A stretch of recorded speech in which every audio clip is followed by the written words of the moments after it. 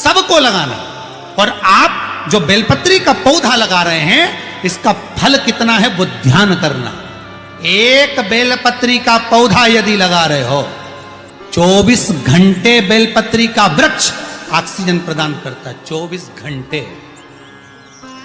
हर पल हर घड़ी ऑक्सीजन देता, रात में भी दिन में भी। और बेलपत्री का पत्ता अगर टूटेगा, टूट कर कहीं जाएगा तो कहां जाएगा? शंकर के चरणों में, शिव के ऊपर। और बेलपत्री का फल अगर टूटा, उसमें से कुछ भाग निकला, तो बेलपत्री के फल में वो आनंद है कि बेलपत्री का पीले का गुर्दा किसी के मुख में चले जाता है तो कई रात्रि तक उसके हृदय में, चित्त में शिव समाया रहता है। और अगर वो मर भी गया तो शंकर के धाम चले जाता है। बेलपत्री के फल में वो आनंद छुपा हुआ। महाराज एक नियम बनाया उन्होंने, बेलपत्री का पौधा, बेलपत्री की पत्ती को तोड़ते, शिव जी को ले जाके समर्पित करते। अब 27 दिन हो गए, वो चिल्ला दिया, माली ने कहा इसका पैसा दीजिए, अगर आपको तोड़ना है तो पैसा देना पड़ेगा। अब इसके पास धन होता तो अन्न का भाग नहीं कर लेता, 108 अन्न के दाने नहीं चढ़ा देता, पर है ही नहीं, कुछ होए तो चढ़ाए नहीं। 28वां दिन, 28वां, बगीचे के मालिक ने मना कर दिया। बगीचे का मालिक मना कर देता है, नहीं। अब 28वां, दोनों बेलपत्री के वृक्ष के सामने से निकल कर जा रहे हैं। और बेलपत्री के वृक्ष के सामने से निकल कर जाते जाते आंख में अश्रु भरे हैं। बेलपत्री के वृक्ष को देखकर हाथ जोड़कर कहते हैं शंभु, शंकर। शंभु का मतलब क्या है? ये शंभु जो है ना, ये संबोधन बदला गया, नहीं तो स्वयंभू था। शिव स्वयंभू, अपन कहते शिव शंभु। संबोधन है स्वयंभू। स्वयंभू का मतलब है अपने आप प्रकट हुआ, पैदा नहीं हुआ, जन्म नहीं लिया और ना मरेगा। वो स्वयंभू है, स्वयं प्रगटा है। हे कृपा दया कर। 28वां दिन है, 28, 29, 30, 3 दिन की बात है बाबा। बेलपत्री नहीं मिल रही। बाबा की कृपा देखिए, जो नियम बनवाता है वही नियम को पूरा करवाता है। नियम को पूरा करने वाला कोई दूसरा नहीं होता। एकादशी का व्रत आपने उठाया, पर वो व्रत करवाएगा कौन? भगवान। सोमवार बनाओ नियम, बना लिया नियम बेलपत्री का भी। ये 3 दिन बचे, अब क्या करें? जा रहे थे, जाते जाते इतने में स्वयं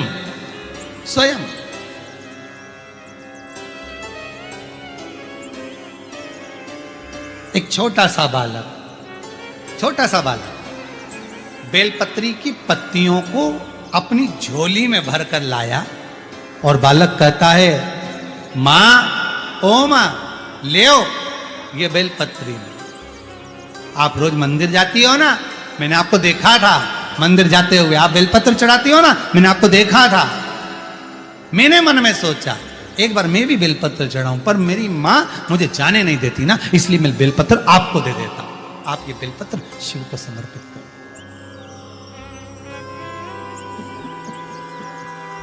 आप ये बेलपत्र शंकर।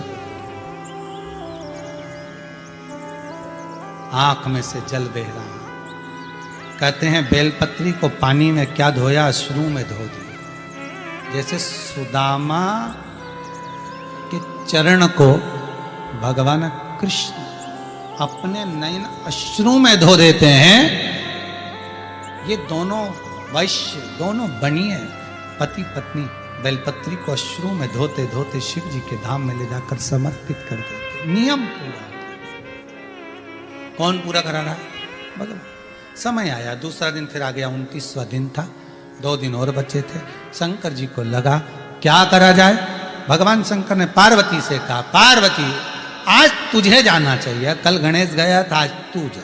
ये अपने परिवार की जवाबदारी है। जब कोई अपना व्यक्ति अपने घर में आता है तो उसको निभाना अपना फर्ज है। आपके घर में कोई आएगा तो गद्दा कौन लगाएगा? आपको लगाना है। तकिया किसको देना है? आपको देना है। चादर किसको देना है? आपको देना है। कम्बल किसको देना है? आपको देना है। भोजन किसको कराना है? आपको कराना है। अगर कोई अपने मंदिर में आ रहा है और बेलपत्री का उसका नियम है तो नियम कराए तो उसको निभाना भी तुम्हें पड़ेगा।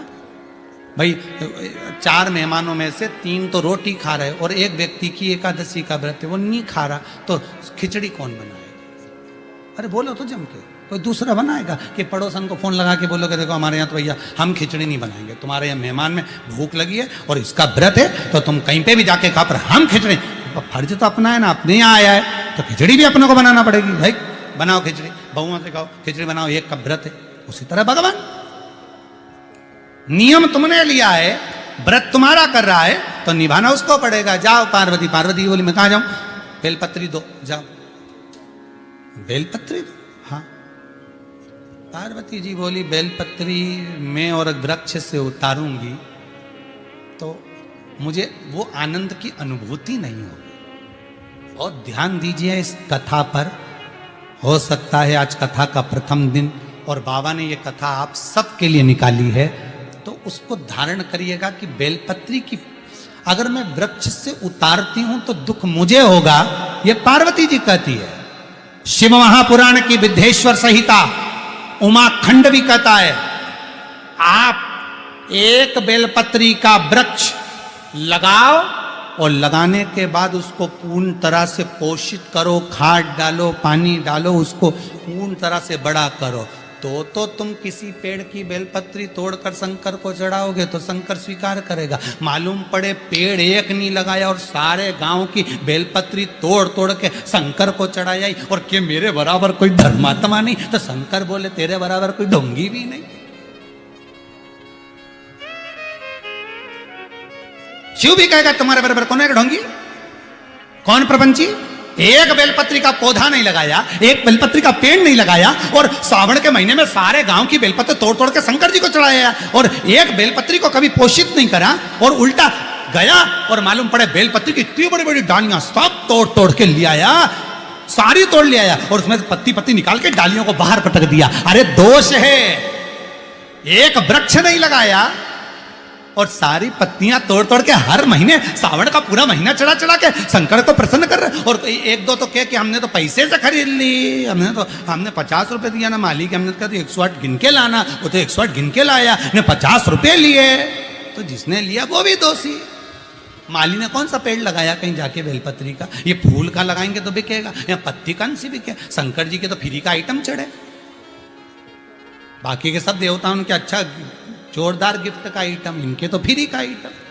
बेलपत्री देखो तो फ्री में मिल जाए, पानी देखो तो फ्री में मिल जाए, धतूरा देखो तो फ्री में मिल जाए। उन्हें कौन ले जाए? वो कांटा के धतूरा के घर में ले जाके रखे, सब फ्री में। आंकड़े का फूल देखो तो फ्री में, समी का पत्ता देखो तो फ्री में, कौन कांटे का पेड़ घर में ले जाए? तो सब फ्री का आइटम। और उनके साथ जो रहे वो भी फ्री, कहीं पे भी मिल जाए, बारिश चले तो वो तो फ्री। बस इनके जिसने देख लिया वो फ्री नहीं रह पाता।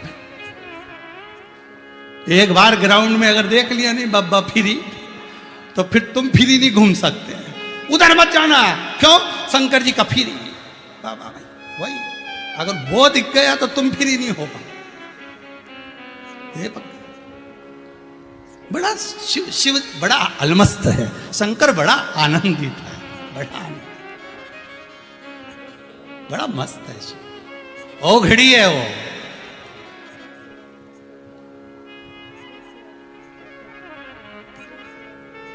ओ घड़ी है।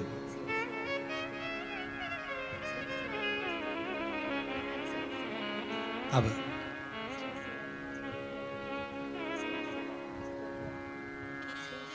जाओ पार्वती, तुम जाओ। पार्वती जी बोली मैं तोड़ूंगी बेलपत्र, उतारूंगी, मुझे दोष लगेगा, श्रेष्ठता नहीं होगी मेरी, मैं कैसे जाऊं? शिव बोले नहीं, ऐसा नहीं है, आप जाओ बेलपत्र, ऐसा हो तो मेरी ही उतार कर चढ़ा जाओ, जाओ उठाओ और देखकर आओ। पार्वती जी ने जो कल बेलपत्र चढ़ाई थी वही पार्वती उठा के लिए धो के वापिस चढ़ देगी। पार्वती जी ने बुढ़िया का रूप रखा, बूढ़ी का रूप रखकर एक जगह पर पार्वती जी सुंदर वस्त्र पहनकर बैठ गई और जाते जाते पथिकों को रोक रही हैं। पार्वती जी रोक रही हैं पथिकों को, ए भैया रुको, ए भैया रुको, सावन का महीना चल रहा है, बेलपत्र ले जाओ। पर कोई बेलपत्र लेने को तैयार नहीं। कोई नहीं ले रहा। ये दोनों जा रहे थे, इन्होंने कहा माँ क्या बात है? माँ कहती है मेरे पाँव में तकलीफ है, मैं जा नहीं सकती, ये बेलपत्र आप ले जाओ। शिव महापुराण की कथा कहती है कोई महाकाल जा रहा है, कोई सोमेश्वर जा रहा है, कोई मल्लिकार्जुन जा रहा है, कोई काशी जा रहा है, कोई विश्वनाथ जा रहा है, कोई केदारनाथ जा रहा है। कोई व्यक्ति अगर 12 ज्योतिर्लिंग में जा रहा है, आप खुद नहीं जा सकते, कुछ भेज नहीं सकते, तो एक बेलपत्र को ओम नमः शिवाय लिखकर एक कॉपी में, कोई रजिस्टर में उसको रखकर सीधी की सीधी उस कॉपी को ओम नमः शिवाय लिखकर शंकर के पास भेज दो। कह देना ये बेलपत्र निकालकर शिव को चढ़ा देना। हमारे के पास में पार्वती जी ने दिया, ये लेकर चले। पार्वती जी ने जो दिया था वो शंकर जी को समर्पित करा। नियम इन्होंने लिया था, पूरा शिव जी ने किया। 30वां दिन बेलपत्री नहीं मिली। सावन आने दो, बेलपत्री के वृक्षों में पत्तियां मिलना बंद हो जाती है। बहुत सारे लोग धर्मात्मा इकट्ठे हो जाते हैं। निवेदन है उतनी ही तोड़ना वृक्ष से जितनी आपने लगाई हो, जितनी आपने लगाई। अरे सीधा सीधा बात है भाई, फल उतना ही मिलता है। वो कहे ना, अब 30वां दिन शिव जी का नाम लेकर घर से निकल गए। वृक्ष पर से पत्ती आने नहीं है। पार्वती जी ने शंकर जी से कहा गणेश जी चले गए, मैं भी चली गई, कार्तिक रुष्ट होके श्री सेलम में बैठे हैं, अब तुम ही बचे हो। बहुत अच्छा परिवार है शंकर पार्वती का, इनके जैसा परिवार दुनिया में किसी का नहीं होगा। गले में सांप, बेटे नंदी पे, बाजू में कार्तिकेय के मोर, पार्वती बैठी शेर पे, गणेश जी चूहे पे, सब एक दूसरे के दुश्मन। उसके बाद भी कितनी शांति से आराम से रह गए कि तुम तो जब फ्री हो जाओ घर से, लोटा भर के पानी लिया, चढ़ा के चली जाओ। शंकर जी अलमस्त बैठे, पार्वती जी हाथ जोड़ के बैठी कि इन्हीं पे चढ़ाना, हमारे कपड़े गीले करके मत जाओ। कितना मस्त परिवार, उनके जैसा कोई परिवार अलमस्त है।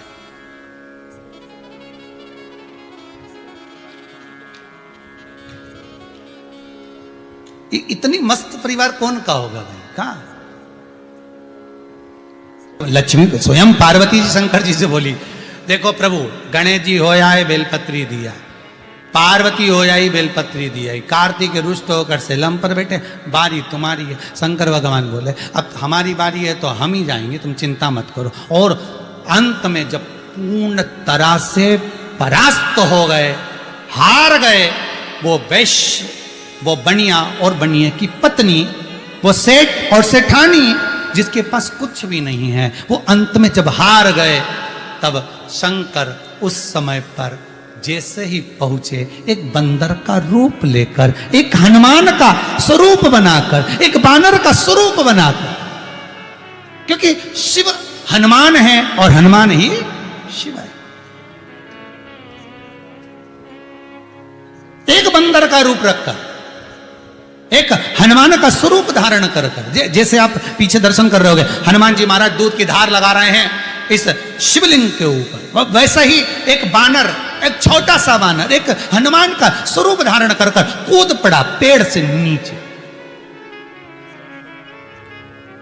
कूद पड़ा एक वृक्ष से नीचे।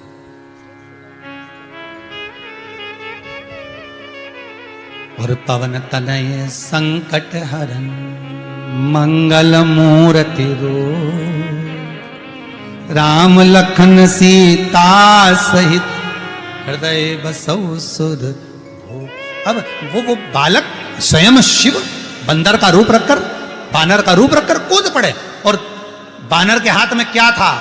तो कहा बेलपत्री की एक डाली थी, और डाली ले जाके इनके सामने छोड़ दी। छोड़ी तो इन्होंने देखा कि बेलपत्र मिल गई। आज भी पूरा अनुष्ठान पूरा हो गया, नियम पूरा हो गया।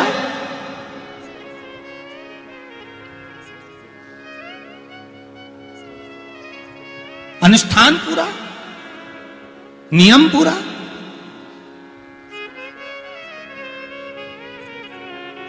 होना चाहिए। ये जो वानर ने फेंकी थी, लेकर गए, उसकी पत्तियां निकालकर शंकर को समर्पित किया, शिव को छोड़ा। शंकर को दिया गया, शंभु आंख से अश्रु बह रहे थे।